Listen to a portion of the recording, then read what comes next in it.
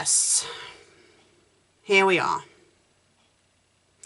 Not sure what this story is going to entail. This is where summer really begins. All I know is that it's a high school musical fanfiction. Well, not the movie version, though. It's High School Musical, the series, television.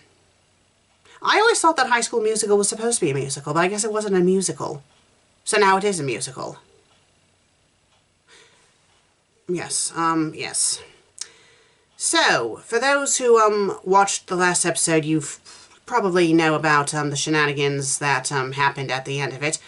For those who didn't, though, I'm just going to warn you now, the next time you see Meg, she's going to look a bit, different. That's because, she has a new appendage. The creator decided to give Meg a tail. And not just a normal tail. For some reason, it's furry. I don't know why she gave Meg a tail. Supposedly it was supposed to be a tribute to Akira Toriyama. But I don't understand why a tail. I mean, did the man have a fetish for monkeys or something? That's because in the original Dragon Ball series, Goku had a tail. Goku had a tail? But why? Well, he had a tail because he was based off of a Chinese legend called Journey to the West. And his character in that is the Monkey King. I'm not sure if he's also known as Goku in that. But, you know, Dragon Ball was supposed to be a loose adaptation to that Chinese tale. Hence the reason why Goku originally had a tail. But when I've seen Dragon Ball Z, the clips of it I've seen, he doesn't have a tail, though. So what does he do, tuck it in his pants or something? Well, Akira Toriyama got rid of the tail because he got sick of drawing it, supposedly, and thought it was too awkward. So that's why Goku doesn't have a tail in Dragon Ball Z. Oh. Okay. That's a little silly, but okay. So, yeah, with that said, that's why the creator gave me a tail. That was her more fitting tribute to Akira Toriyama. Huh. Okay, I guess that kind of makes more sense now. Still an odd choice, though. So, how was work? Well, work was work. At least I didn't have some snot-nosed brat try to grab at it again today. Well, you know, you can stick around if you want. The story's not terribly long. Oh, no, it's fine, Sue. I'll just stay downstairs while you do the review. Just, let me know when you're done, okay? And I'll make us some dinner. Will do, dear. Thank you. Alright, wish you luck. Yes, right. So that's why Meg has a bloody tail. So, as I was saying, this story is called This Is Where Our Summer Really Begins, by...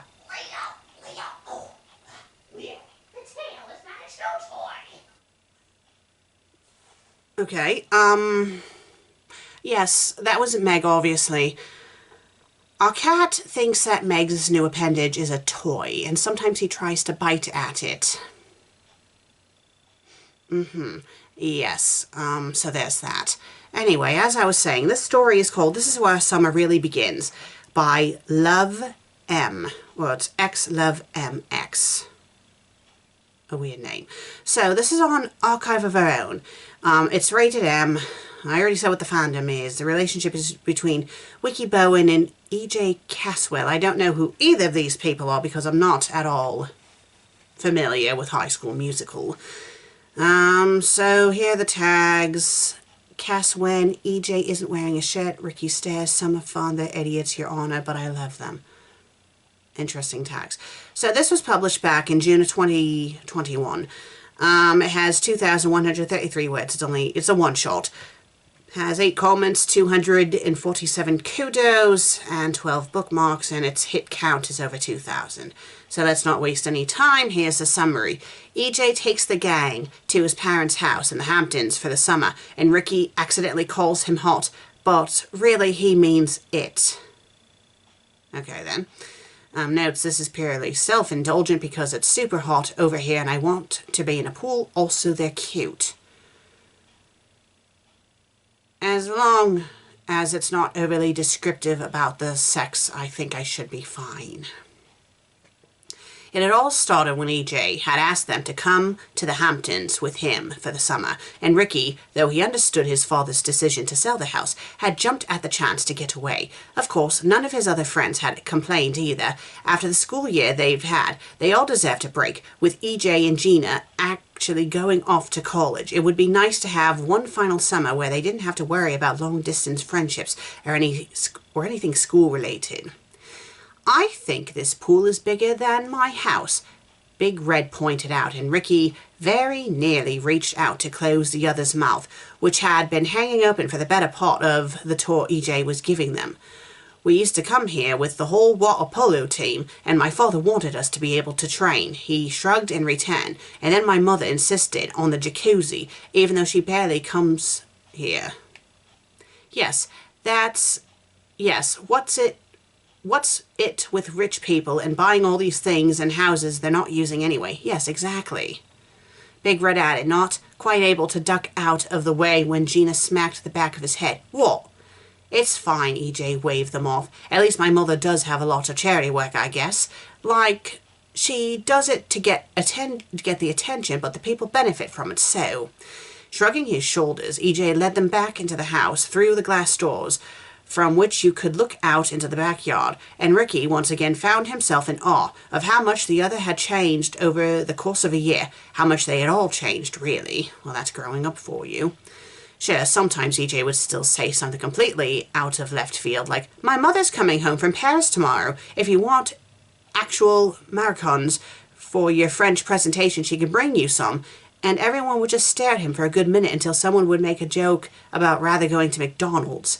AJ was also annoyingly good at French and faking a French accent, but he was surprisingly good at teaching Ricky how to do one. He still thought that he had done a decent job at the performance, but getting there had been quite something.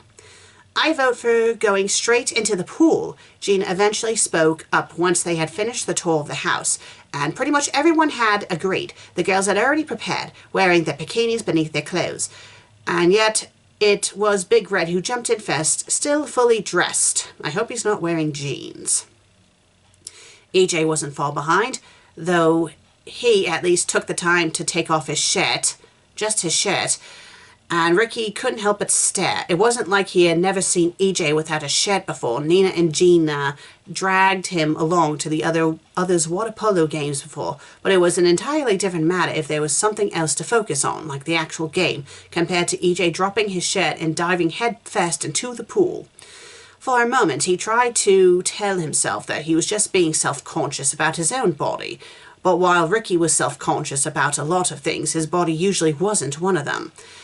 And he had to quickly admit that he just enjoyed looking at EJ, especially when he was half naked. "Take a picture, it'll last longer," Carlos grinned as he passed him, taking up residence as one of the lounges by the poolside. Ricky quickly tore his eyes away, trying to hide the way his cheeks flushed. If he was lucky, he could chalk it up to having been born in the sun for too long, or having been in the sun too long. I don't know why I said born. They spent a few hours by the pool and eventually ended up having dinner on the terrace. To no one's surprise, there was a live-in chef that made each of them their favorite food, and while both Carlos and Seb and Ashlyn and Big Red, just commas. I mean, there are some commas. Just say Carlos, Seb, Ashlyn, and Big Red. There you go. Decided to take a walk afterwards. The rest of them settled in to watch a movie in the home cinema, which was in the basement, complete with actual seats from a cinema and popcorn machines. Must be nice to be wealthy. Gina and Nini had insisted on watching In the Heights, and Ricky hadn't complained. He was even familiar with the soundtrack, grinning to himself when both of his friends sang along loudly. EJ, who was settled next to him, was tapping his foot along too, and Ricky found himself glancing at him more often than actually paying attention to what was going on in the movie. It was nice being friends with EJ, and not just because it got him perks like spending the summer in a big house with a pool, as opposed to being cramped into an apartment with his dad, but because he actually enjoyed spending time with the other. In fact, he was quite enjoying the way their knees were pressed together right now. It made Ricky feel a little tingly, a feeling that wasn't new to him, but one he hadn't felt in a while. Getting back together with Nini, out of fear of losing her, had definitely been a mistake, because while he still cared for her very much, the excitement had been long gone from their relationship, and Ricky had only held on to it because his life had been turned completely upside down, which wasn't something he had dealt with apparently. He still wasn't the best with change, but right there, surrounded by his friends, the summer looked like it wasn't going to be all bad, and maybe part of that had to do with EJ next to him, mouthing along to the songs that were playing on screen. Ricky watched as the others tapped his fingers on his knees, enough to keep him from actually touch. Oh, close enough for him to actually touch. I keep misreading things today, I apologize. Looking back at the screen, in a somewhat attempt to catch up on what was happening, he then found himself placing his own hand on his thigh, slowly, ever so slowly, inching closer to EJ's. He might have also been holding his breath, which he only realized when EJ's and his pinkies touched, and Ricky very nearly pulled his hand back because the simple touch sent a shiver down his spine that he hadn't been expecting. He could feel the other's finger brush against his own, though, and Ricky's heart did do a double take. Oh my god, they're touching. Ah! Thinking about how easy it would be to just intertwine their fingers when the door suddenly burst open and he very nearly jumped, pulling his hand away. This must be like a trope for like teenage dramas. "You guys watched in the Heights without us. Shame on you," Carlos complained, shaking his head as he settled next to Gina and Nini while Big Red let himself fall into the newly created space between EJ and Ricky. "It's all Ashlyn's been talking about," he then whispered. "Please, tell me, it's good." "It's great," Ricky replied, despite having missed about half of it, while holding back a sigh. They ended up starting the movie over, and while Ricky had more time to pay attention now, he still found his thoughts drifting off to EJ ever so often. It was stupid because EJ was going off to college, and he had the worst track record with long-distance relationships, and you're already in a relationship. But sadly, that didn't stop him from thinking about the other's fingers intertwining with his, and EJ being shirtless for what was probably going to be the better part of the summer. In fact, Ricky had found it was a little unnerving, to the point where he got up again, after unsuccessfully tossing and turning about an hour after everyone had gone to bed, to get himself a glass of water. It took him a moment to find the kitchen again, very nearly missing the corridor that led to it twice before, finally making his way there, only to realize that he apparently wasn't the only one who couldn't sleep. Oh, I wonder who was going to be down there. Is it going to be EJ? Hey, EJ was leaning against one of the counters, how shocking, wearing nothing but his sweatpants. Oh, how shocking. And Ricky briefly wondered if he slept without a shirt, too. Well, if he's coming down the stairs in nothing but his sweatpants, then I think it's safe to say that yes, he was sleeping in just his sweatpants and not his shirt, if he's already supposed to be shirtless. And was then glad for the dim light in the kitchen, because it was an excellent way of covering up the way his cheeks flushed a brighter shade of red. "Can't sleep," he then added, watching as EJ pulled another glass from the shelf and filled it with water, before handing it to Ricky, who took it with a nod. "Yeah, I always need a day or two to get used to a new place," which really was the understatement of the century. It had been months in a new apartment, and Ricky still didn't even remotely felt like home there. Should say feel like. And Ricky still didn't even remotely feel like home. Well, whatever. But that was an entirely different matter. "Want to go for a walk?" They didn't really make it much further than the pool, but Ricky wasn't complaining. It was nice just to sit in silence for a while, with no forced conversation over dinner for once, and with someone who understood what he was going through. Sure, EJ's parents were still together, but they didn't really spend any time with each other, or with EJ for that matter, to the point where he had shrugged his shoulders once and pointed out they might as well have gotten a divorce, and no one would have noticed. "It's supposed to be even hotter tomorrow. I think we might not want to leave the pool," EJ eventually spoke up, and Ricky turned to look at him. You could teach us some water polo, he then offered. And when the other boy raised an eyebrow, he reached out to poke him in the ribs. Don't give me the side eye. We're not that bad. Since when do you know the term side eye? EJ asked with a chuckle, making a half-hearted attempt to pull away in order to avoid being poked. Carlos has been teaching me things, Ricky then replied. Don't try and talk yourself out of this one, though. We might not be super hot, incredibly talented water polo players, but we can at least give it a try. You think I'm super hot and talented? There was a pause where Ricky regretted pretty much all of his life choices, quickly ducking his head. Don't pretend that you don't know you're hot, he then muttered, resisting the urge to just get up and walk away. He had a habit of putting his foot into his mouth, but it seemed to get even worse the more he tried, or it should say tried, but it says tired, he became. Oh, wait, maybe it's supposed to say tired. Let me reread that. But it seemed to get even worse the more tired he became. Okay, that was my bad. I misread that. Oh, I know that. I just didn't know you thought I was incredibly hot. EJ chuckled, and Ricky reached out to poke him again. I didn't say incredibly hot. You might as well have. You're terrible. He poked him again, and EJ finally jumped up from the lounger, trying to escape, but Ricky wouldn't let him. Instead, he followed suit, attempting another poke at his friend's ribs. But this time around, EJ was prepared. Well, tickling. I guess tickling is better than over-the-top graphic sex. Reaching for the other's wrist, he locked him in place, his lips curving into a grin. EJ, no. Ricky protested with a laugh. Well, what did you think was going to happen? You started it. But before he could even attempt to free himself, the other boy had let himself fall backwards into the pool, pulling Ricky in with him. Okay, so he wasn't going to tickle him, he just had him both fall into the water.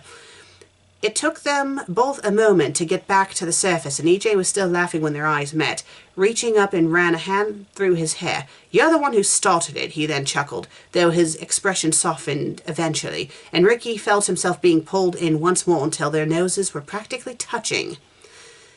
I'm not entirely sure who started this, he eventually whispered, his heart pounding in his chest. He felt his, he was about to burst. He felt his what? His heart? He felt he was about to burst. I think they meant to say he felt his heart was about to burst. I think that's what they were trying to say. His hands were shaking ever so slightly as he bit his lips. Started from the bottom, now we're here. EJ joked, and Ricky should have poked him again, just for that. But instead he decided to lean in and press his lips to the others. Admittedly, he thought about kissing EJ a lot, but he hadn't quite expected it to feel this way. His heart was beating out of his chest already, and the desire to push himself even closer was nearly overwhelming. And Ricky wasn't proud of himself, but he might have yelped a little when he felt EJ's hand slide down his back to grab his ass. You're cute, EJ then whispered, and Ricky laughed, fully breaking the kiss for a moment. And you're still terrible. He then pointed out, but EJ was already pulling him in for another kiss, and maybe, just maybe, he was going to let this one slide. Well, that was completely underwhelming. And how was that M-rated? Maybe I misread that. I thought it said it was M-rated. I mean, category M... Oh, I guess it meant like male on male. I don't think it even has a rating, not really. Oh, yes. Teen and audiences, so it's rated teen. Okay, so I misread that. I mean, that was still rather underwhelming, though. I mean, I guess it was okay. A few typos and whatnot. Not the worst thing I've read. Underwhelming, though. I can't really say if they are in character or not, because once again, I have never been into the High School Musical fandom, for that matter. Although I don't think this is the first High School Musical fanfic I have reviewed. No, and I think the last one I reviewed was way more naughty than this, and at least this one was way more tolerable. But, again, it just kind of... It was okay, I suppose. It was okay. Well, sorry if this episode was a tad short. Don't know what else to say. If you liked it, please be sure to leave a like and leave a comment. And if you haven't subscribed yet, please do. I'd greatly appreciate it. I'll see you on the next episode. Until then, cheerio.